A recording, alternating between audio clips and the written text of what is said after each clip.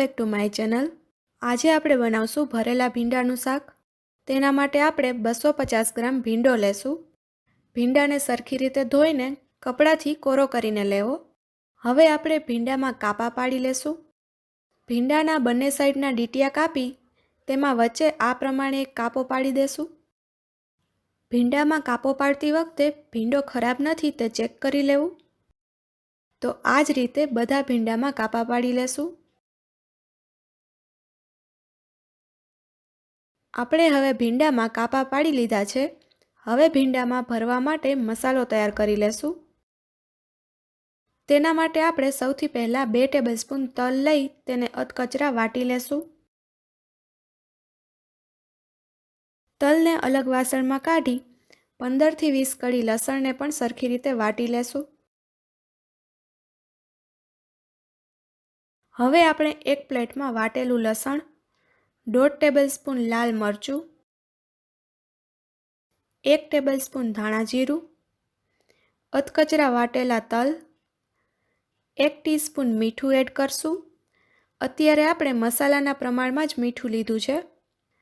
પછી તેમાં 1 ટીસ્પૂન ખાંડ, 1/2 ટેબલસ્પૂન લીંબુનો રસ, થોડી સમારેલી કોથમીર અને 1 ટેબલસ્પૂન તેલ ઉમેરી બધું સરખી રીતે મિક્સ કરી લેશું।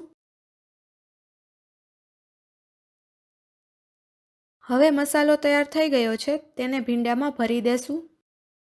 ભીંડાની સીંગ લઈ તેમાં મસાલો સરખી રીતે ભરી તેને આ રીતે પ્રેસ કરી દેશું। આ જ રીતે બધા ભીંડામાં સરખી રીતે મસાલો ભરી લેશું। તો હવે ભીંડામાં મસાલો ભરી દીધો છે અને છેલ્લે જે મસાલો વધે તેનો ઉપયોગ આપણે શાકમાં કરશું। હવે આપણે ભીંડાનું શાક તૈયાર કરી લઈએ। એક કડાઈ લઈ તેમાં 3 ટેબલસ્પૂન તેલ નાખશું।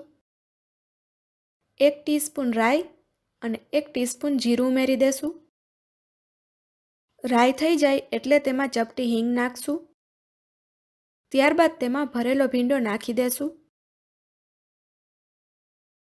ગેસની આંચ એકદમ ધીમી રાખવી જેથી મસાલો બળી ન જાય। તેને મિક્સ કરી લેશું। પછી તેમાં 1.5 ટીસ્પૂન હળદર, સ્વાદ અનુસાર મીઠું ઉમેરશું। આપણે મસાલો બનાવતી વખતે પણ મીઠું ઉમેરેલું હોવાથી અત્યારે ફક્ત ભીંડાના માપનું જ મીઠું ઉમેરશું। બધું સરખી રીતે મિક્સ કરી લેશું। તેને 2 થી 3 મિનિટ માટે તેલમાં જ થવા દેશું। હવે 2 મિનિટ પછી મિક્સ કરી લેશું। તેના પર થાળી ઢાંકી થાળી પર થોડું પાણી નાખી 2 થી 3 મિનિટ માટે ભીંડાને ચડવા દેશું। હવે 3 મિનિટ પછી તેમાં ભીંડો ભરતી વખતે જે મસાલો વધ્યો હતો તે ઉમેરી દેશું। જો તમારે મસાલો ન વધ્યો હોય તો 2 ટીસ્પૂન જેટલું લાલ મરચું અને 2 ટીસ્પૂન ધાણા જીરું અત્યારે ઉમેરી દેવું। હવે તેમાં 1 થી 1.5 ટેબલસ્પૂન દહીં એડ કરશું। ભીંડાના શાકમાં પાણીનો ઉપયોગ બિલકુલ ન કરવો, નહીતર શાક ચીકણું થઈ જશે। બધું સરખી રીતે મિક્સ કરી લેશું। હવે ફરીથી થાળી ઢાંકી થાળી પર થોડું પાણી નાખી 1 મિનિટ માટે થવા દેશું, જેથી દહીં અને મસાલાનો કાચો ટેસ્ટ ન આવે। હવે 1 મિનિટ પછી શાક થઈ ગયું છે, ગેસની ફ્લેમ ઓફ કરી દેશું। તો ભરેલા ભીંડાનું શાક તૈયાર છે।